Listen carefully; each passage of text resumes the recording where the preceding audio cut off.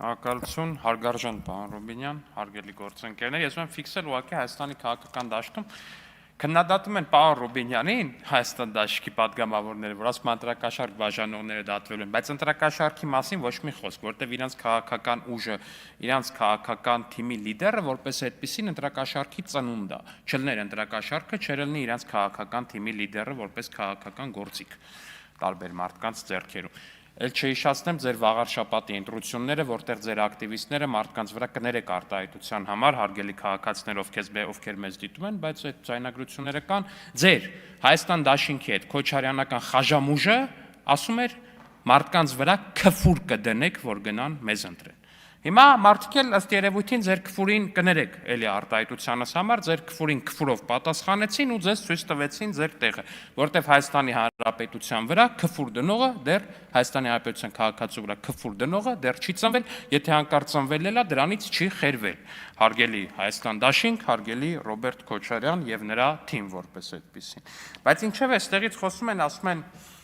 խաղաղ ցուցարների վրա ոստիկանությունը բռնություն է կիրառել, որ խաղաղ ցուցարներ, ու միաժամանակ նախադասության մեջ օգտագործում են 18 արդարներ բառակապակցությունը։ Ուրեմն այդ արդար կոչվածներից մեկը ենթադրաբար են գարգերկողին նկատի ունեն։ Եկել է ոստիկանների առաջ կանգնել է, ասել է տղերք, ձեր կասկեքը հանեք, ձեզ ոչինչ չի լինելու, ասելուց 10 րոպե հետո կամ 20 րոպե հետո իր հետի խաժամուժը սկսել է փողոցի բորձորները ջարդել ու շպրտել ոստիկանների գլուխներին, ովքեր որ այդ կասկեքը հանել էին, հավատալով այդ գարգերկողին, ով որ հոգևորականի հագուստ էր կրում։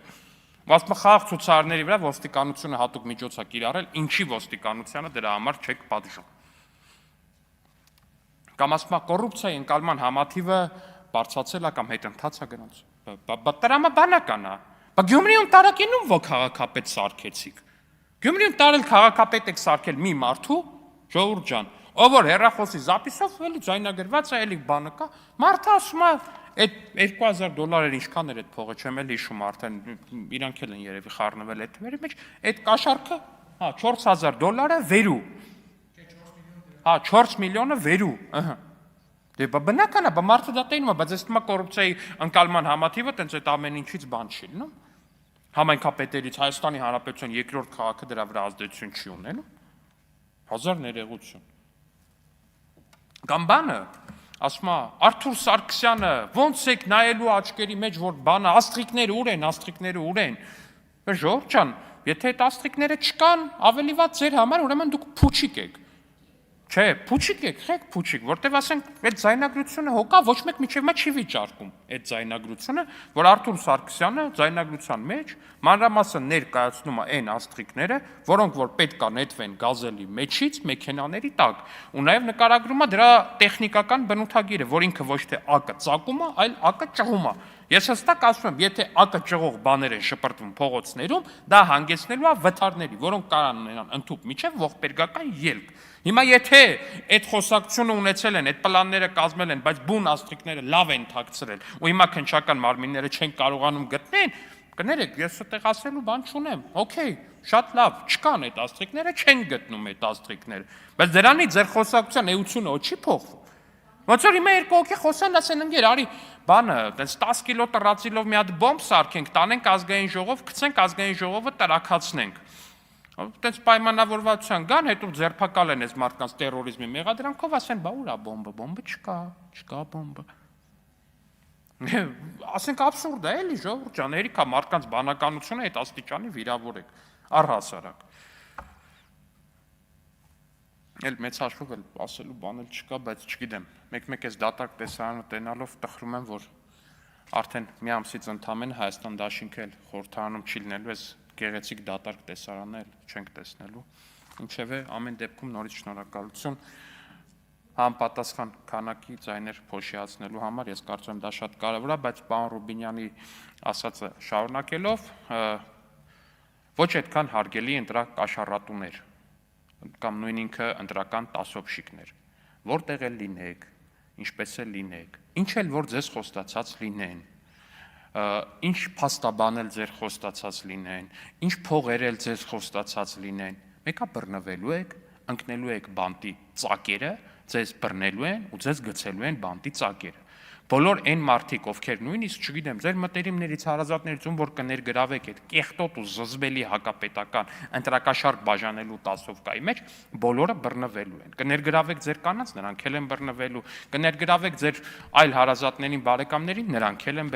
բռնվելու։ Ում ներգրավեք, նրանք բոլորը բռնվելու են, ձեզ ոչ մեկ չի փրկելու։ Ոչ մեկ բացարձակապես ձեզ չի փրկելու։ Նույնիսկ Գալուգա քաղաքի հարկայինի պետի տեղակալը չի փրկելու։ Ընդհանրապես ոչ մեկ ձեզ չի փրկելու։ Կարող եմ երկու անգամ ձևական ակցիա անեն, բայց հավեսել չեն անելու։ Սենց էս հիմա ոնց է այս ներկայիս ընդդիմությունը գալի մեկու մեջ ամբիոնից ելույթ բան ա ունենում, տենց ինչ որ բանտարի իրանց թիմակից բանտարկյալների անունը տալի, հա այդ երկու բանը կանեն, երկու ելույթ կունեն, բայց ուրիշ ոչի բան չի լինելու։ Գնալու եք 5-ից 7 տարի փդելու եք բանտում։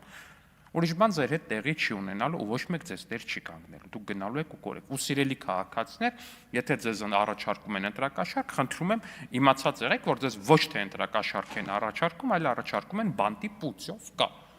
Ընտրակաշարքը վերցնելով դուք կատարում եք քրեական հանցագործություն։ Քրեական հանցագործություն ու ձեզ էլ են բռնելու։ Դա շատ վատ կլինի ձեր ապագայի համար, բայց այնուամենայնիվ այդ է իրողությունը։ Դա քրեական օրենք է։